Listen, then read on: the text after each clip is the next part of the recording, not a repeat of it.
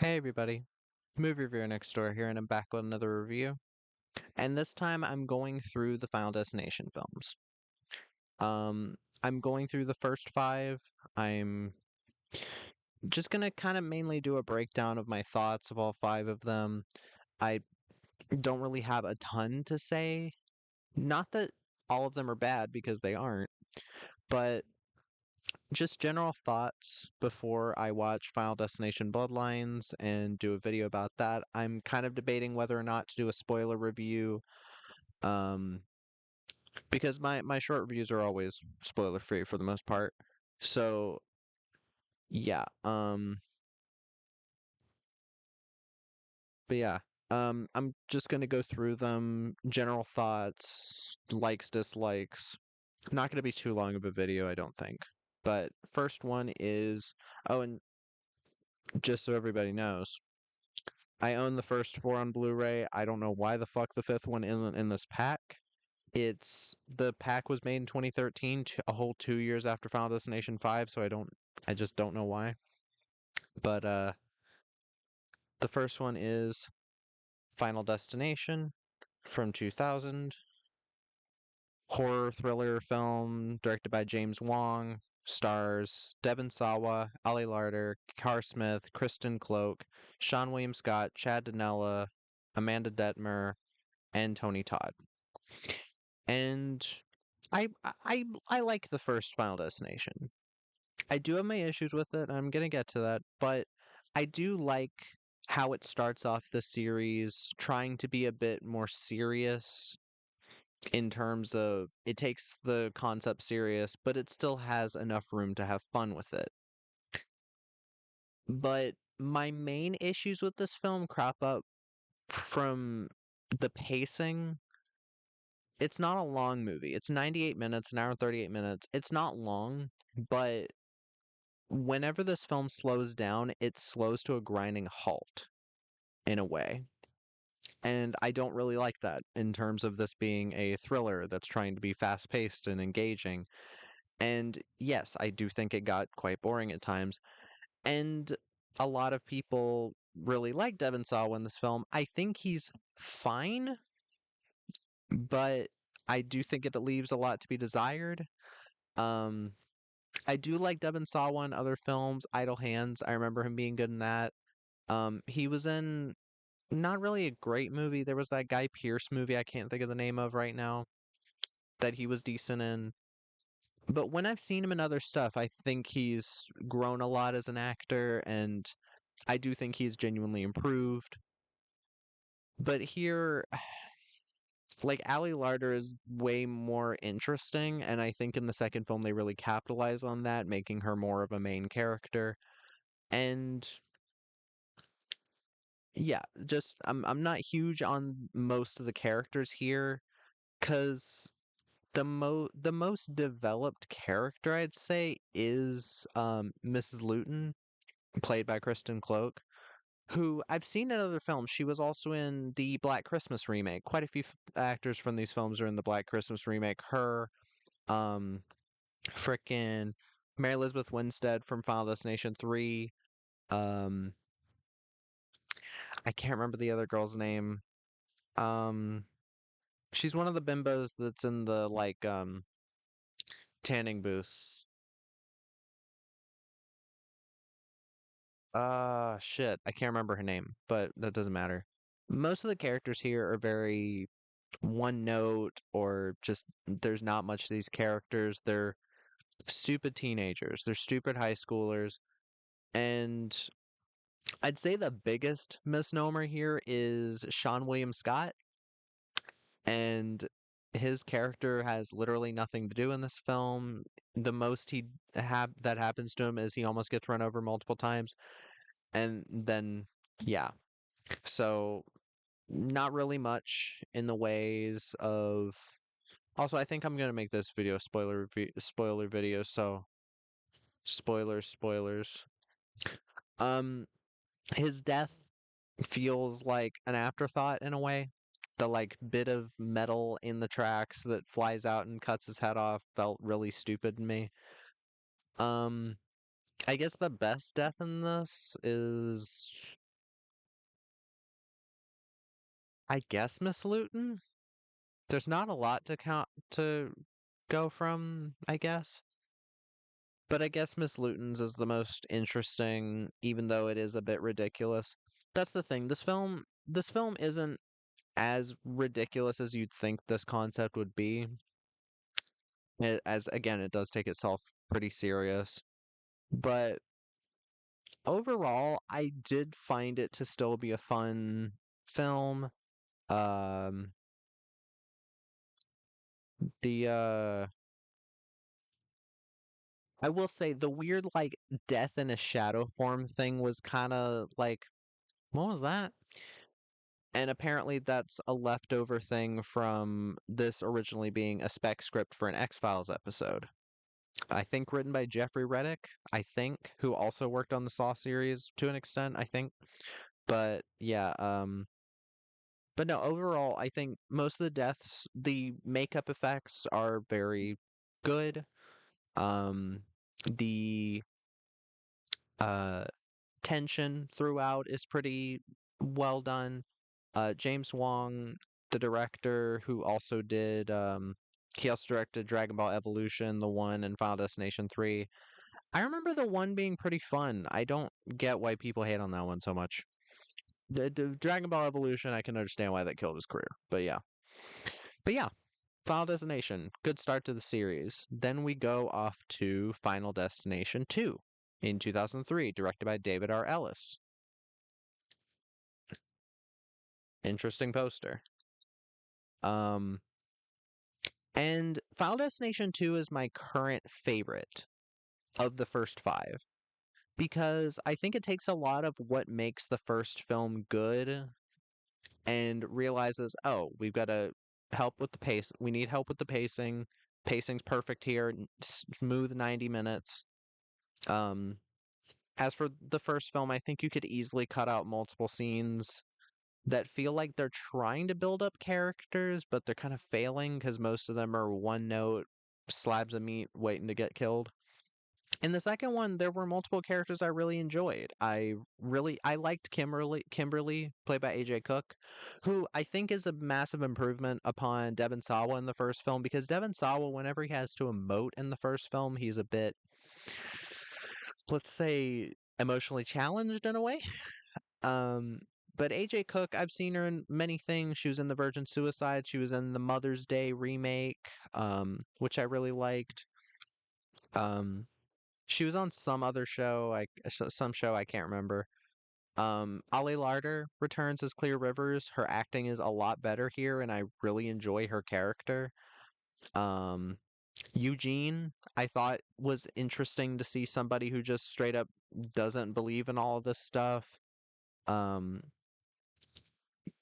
Keegan Connor Tracy's character, Kat, like she's a go-getter that's like, I don't want this ruining my career. Like these characters genuinely have their own things going on, as opposed to the first film where it feels like they only really care about Devon Sawa's character, and there's only a passing mention to what Ali Larter's character is going through Clear Rivers.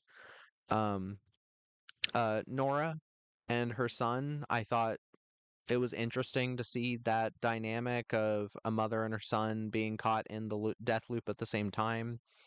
Um, and her attitude of, I don't have my son anymore. There's no reason for me to live. Like, it's interesting. Um, oh yeah, and even what's his name? I'm trying to find him.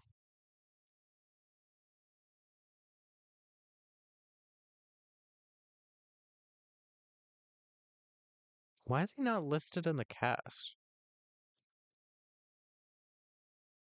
Oh, Jonathan Cherry. Yeah, Rory. I thought Rory had some pretty interesting character moments. There's that bit near the end where he talks to Kimberly and he's like, "Yeah, I don't want I like can you get rid of my porn and my drugs at my house?" Like he gives her his key. He says he doesn't want to break his mother's heart. Like and throughout the film he's been doing drugs to like get his mind off everything. And I thought that was actually really interesting. Like they actually have a bit of a character arc for this character before he dies. And I think that's I think it speaks volumes that David R. Ellis, the director of this, who also did Snakes on a Plane, Cellular, Homeward Bound 2, and he did 4, but we'll get to that. Um, he clearly understands that in order for you to care about these characters and when they're going to die, or if they are, you have to build them up. And I think these characters are decently built up. I know a decent amount about most of the characters, maybe not Evan. Evan's kind of like just there to show like what death can do. And that scene even like kind of feels like it's his own error, really. But it was nice to see a genuine a sequel that built on what the last films did or what the last film did and genuinely improved upon it. The deaths, I think, again, use a mixture of mostly practical effects. There's one dodgy CGI bit where the car crash happens again, like the car pileup happens again, and it's mostly CGI, and it doesn't look great, I will admit. But the original pileup is a lot of fun, like in terms of like entertainment. Like it's very much practical explosions and cars crashing and shit, and that was really nice to see in an era in 2003 where everything was dominated with filmmakers rushing to use CGI, like even fucking Martin Scorsese rushing to use it. Uh, Sydney and Before the Devil Knows You're Dead, the really bad CGI blood in that. Um, and just some really bad shots of CGI. Uh, but it was nice to see a film that mostly focused on the practical, and most of the deaths are very well done. They adhere to pretty decently realistic standards, and yeah, I found the film to be a lot more interesting overall than the first film. Again, Clear being more of a character. I also should have mentioned the score in this film and the first one. I'm pretty sure it's the same person. Uh, because the first one was done by Shirley Walker. Uh,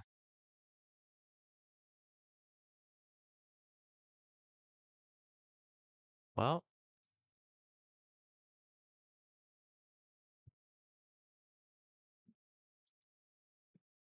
yeah, I think it's Shirley Walker in the first three, but who knows? But the score here is still really fucking good. The pacing, again, very, very well done pacing. Um, and I think the ending is a lot more satisfying here than in the first, because the first one's ending is kind of more of a gotcha. They didn't escape death's design or whatever. And this one, it's more like, yes, there is a bit of a like shock moment at the end, which I did find pretty fun. I think this film knows the exact ratio it needs of seriousness to fun or seriousness to entertainment value because I genuinely had a lot of fun watching this again and I remembered why I liked it so much and why the third and fourth are kind of disappointing to me because that's what I'm getting into next is Final Destination 3 from 2006 directed by James Wong again. Oh yeah, I didn't name out the cast of the second one. Whatever. The third one stars Mary Elizabeth Winstead, Ryan Merriman, Alex Johnson, Chris Lemche, Sam Easton, Jesse Moss, Gina Holden, Texas Battle, Amanda Crew, and Crystal Lowe. That's who I was talking about. Crystal Lowe was also in the Black Christmas remake. And I don't hate Final Destination 3. I think it's decent enough, but it does kind of show where the series was going at this point where it's like, okay, you don't really care about the characters and almost none of them are built up at all. But what really holds this together is Mary Elizabeth Winstead. Because the direction here is fine.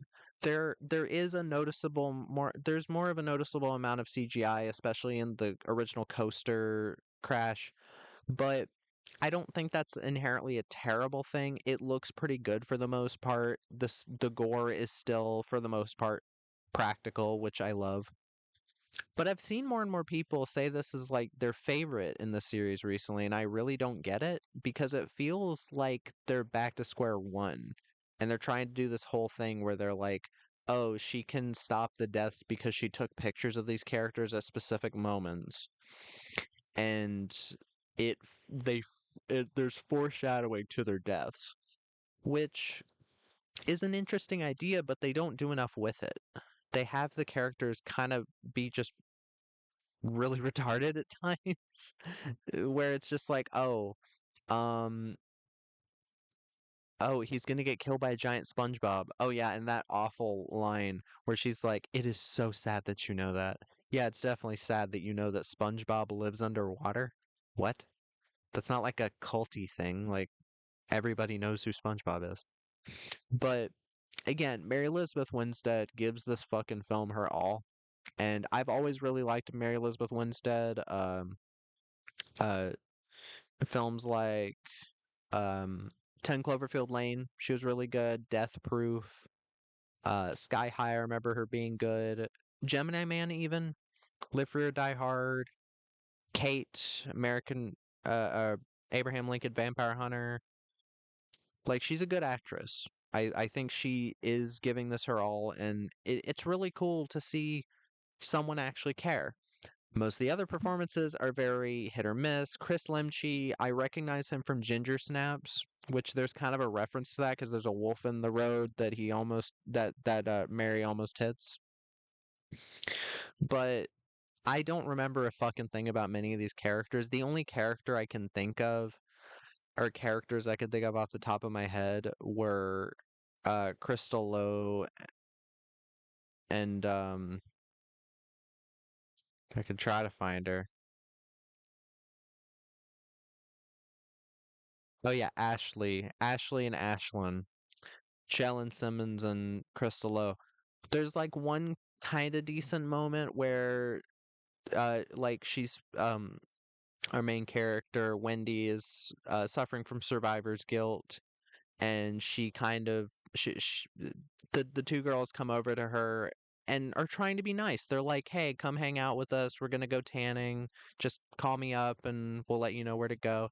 It's like I like those little moments of them trying to build up the characters, but they don't do it enough. There's not enough. I don't know most things about. I don't know anything about most of these characters. Quite literally, Erin Ulmer. The only thing I know about her is she's Ian's girlfriend.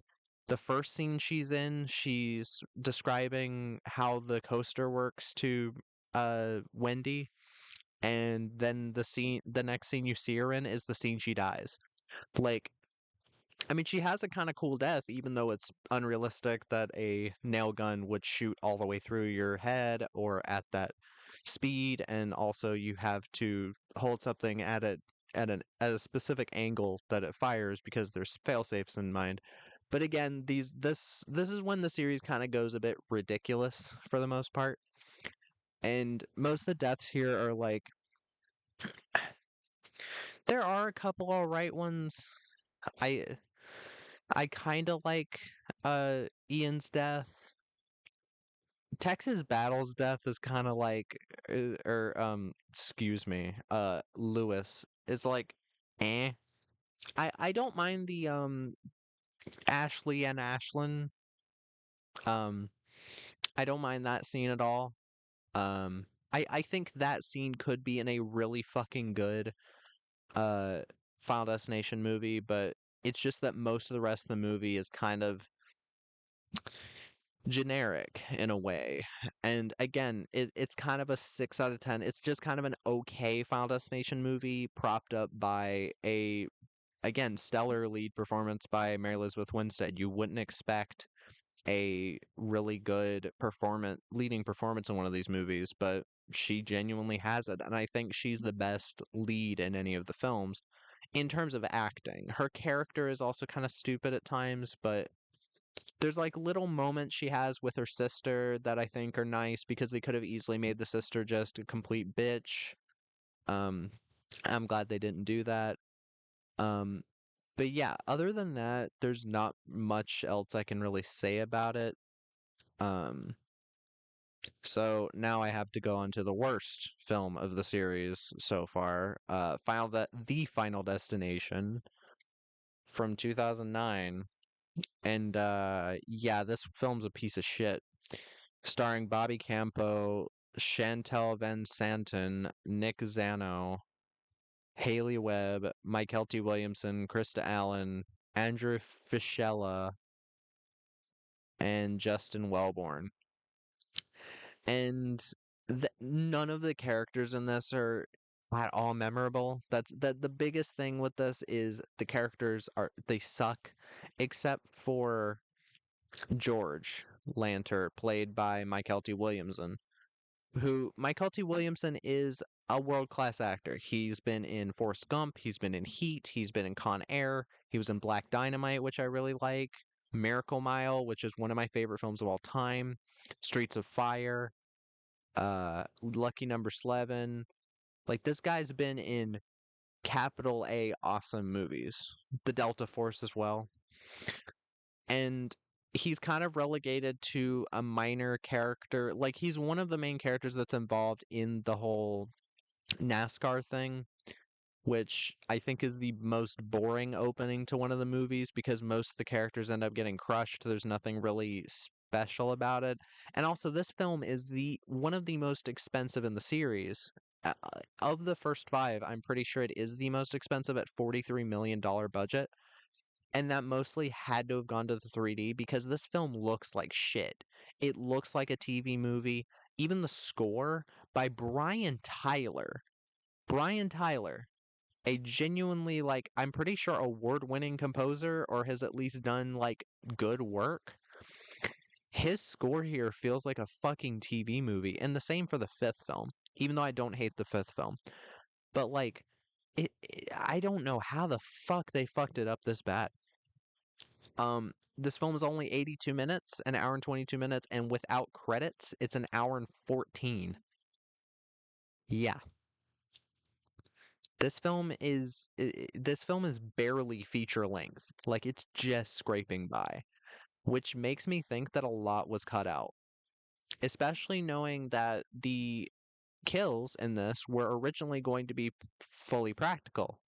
And they got Greg Nicotero, who worked on The Walking Dead. Especially that you can really see his amazing work in The Walking Dead in the first episode with that one zombie that's like half body and crawling on the ground. The makeup effects of the first season of Walking Dead are unparalleled by the later seasons. And um, I mean maybe super later seasons, but like season 2, 3, and 4 were shit.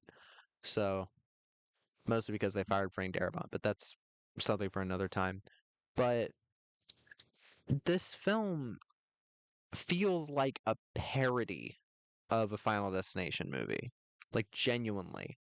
And it's not fun.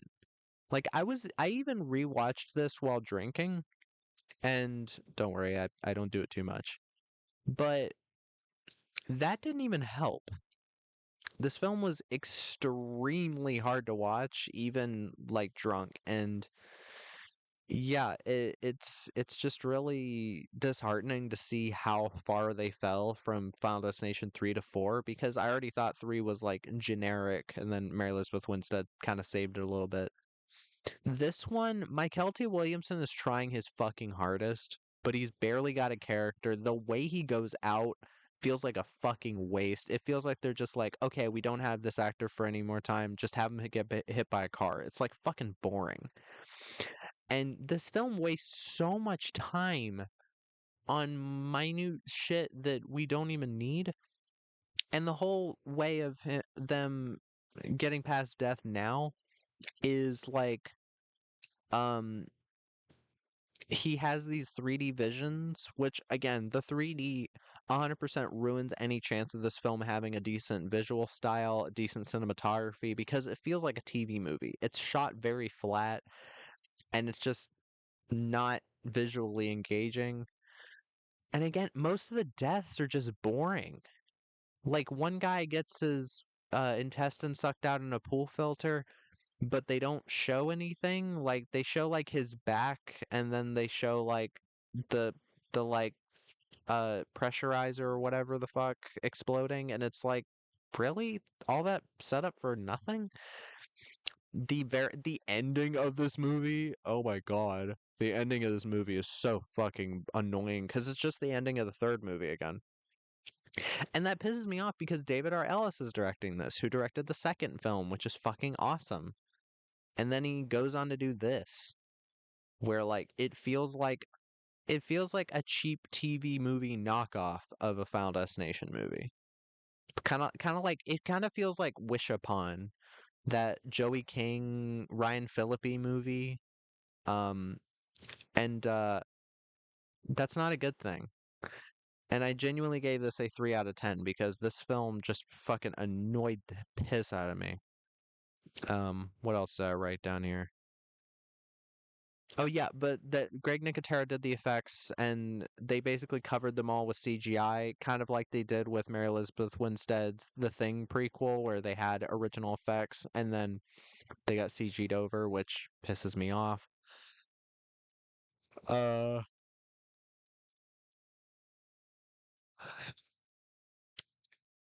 Again, this film without the end credits is 74 minutes long, which is an hour and 14. That's not feature length. And this film tries to do the whole like, "Ooh, we beat death, guys," but it's for the stupidest reason. Like the Michael T. Williamson's character tries to hang himself and he's like, "I can't do it. That must mean we beat death." And it's like, "No. Why would you think that? Nothing so far has given you any inkling that that is the case."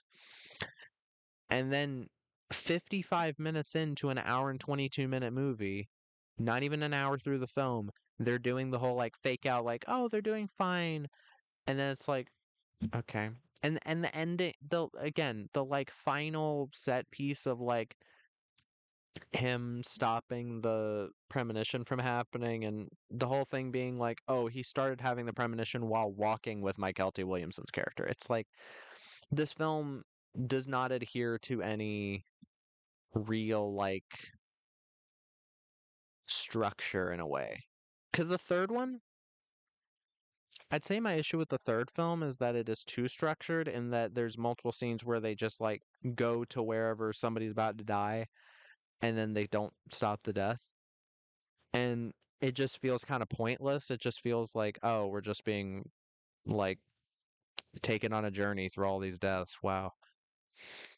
And it's kind of feels like it with this too, and I don't really care for that. I like it more that randomly throughout these characters' days, they're about to die, rather than, oh, it's a race against time to stop what we clearly can't stop. And yeah, this film's just shit. I hate this Final Destination so much. And finally, to Final Destination 5 from 2011. Pretty minimalist poster. Directed by Stephen Quayle, who also did Into the Storm, which I actually really like, and Renegades. I've never seen that. But Into the Storm is a really good movie, starring Nicholas D'Agosto, Emma Bell, Miles Fisher, Courtney B. Vance, David Koechner, Arlen Escarpeta, Jacqueline McInnes, PJ Byrne, Ellen Rowe, and Tony Todd. And I'd say this one's better than 3 and 4, easily. It's my third favorite in the series. Even though I don't love it, it's still decent enough. It has some pretty decent kills for the most part. I like the gymnastics one, even though it's not realistic. It is still nice to see a genuine like practical effect. Um, and this film, for the most part, I think the effects look a lot better than the fourth one. The fourth one straight up looked like a PS2 game at times. Um, the main character here is slightly more memorable than the last films, uh, but he's still kind of forgettable. Um, this actor was also in Dirty Girl with Juno Temple. He was in Extreme Movie. drive-through election with Reese Witherspoon. The opening like disaster, the opening premonition scene I think is actually pretty fantastic, and it has really stuck with me a lot more than even the disaster from the first film. And the effects there genuinely look really good, and that's awesome to see. And but yeah, I'm not really gonna have a lot to say about the fifth one. But the bit I will say one thing this film does that the rest of the films, or three and four specifically, don't do is add an escalation to it. Because this film is technically a prequel, because it takes place right before the first Final Destination, and that's part of what the end twist is that the main character and his girlfriend are on the same plane as uh the rest of the kids, and they get taken off, and he doesn't listen to the premonition, and then he ends up dying. But I like how they get to that. I like that they actually set up the characters for the most part. Some of the characters are still pretty forgettable. Um, but it was nice to have people like Courtney B. Vance and David Koechner to round out the cast, because I do really like both of them. Even though they don't do a lot story wise, it was still cool to see. Um, Again, there's more memorable kills. The laser eye surgery bit I think was really a good kill. Um, the Buddha head, it's like all right. It's more kind of dumb there's like a weird bit of comedy before it, which I was like kind of a bit like, okay, we don't really need this. Candace's death is fun. Um, but yeah, I think this is definitely a step up. It's better paced in terms of like it's not rushing itself like Final Destination 4 was, where they kind of like rushed the kills and a lot of them were kind of boring. And and yet this music by Brian Tyler is still kind of shit in this movie. That's one thing I can still say. Yeah. Um